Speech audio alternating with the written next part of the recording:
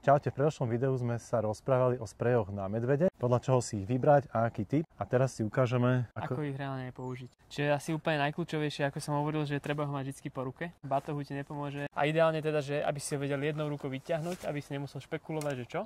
On je tak dizajnovaný, že vieš vlastne vyťahnuť tú poistku ľahkým potiahnutím dozadu a v tom momente si pripravený vlastne stlačať spúšť, že celé to naozaj trvá. Od momentu, kedy si niečo všimnem, ťahám, tlačím. Aby si ľudia vedeli lepšie predstaviť, že ako to funguje v zmysle, čo sa stane potom, čo stlačím tú spúšť, tak teraz jeden si to ukázať. Takýmto spôsobom použijeme, aby ľudia mali tú predstavu. Celý ten proces teoreticky je veľmi rýchly, že vyťahujem a tlačím a hneď viem striekať. Keď sa ten medveď približuje, nesi si istý, pokiaľ ten sprej dočiahne, je lepšie vypaliť jednu krátku dávku. Vytvorí sa taký oblak pred vami, ktorý vidíte, kam ide podľa vetra.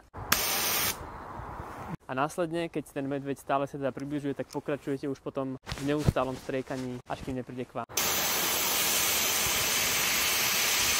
A snažím sa pritom mieriť na jeho hlavu. Čiže vidíte aj prečo není dobré mať sprej, ktorý vydrží striekať iba sekundu alebo dve, lebo v tom prípade nemáte vlastne šancu zareagovať na ten útok správne a takto nejako funguje sprej na medvede.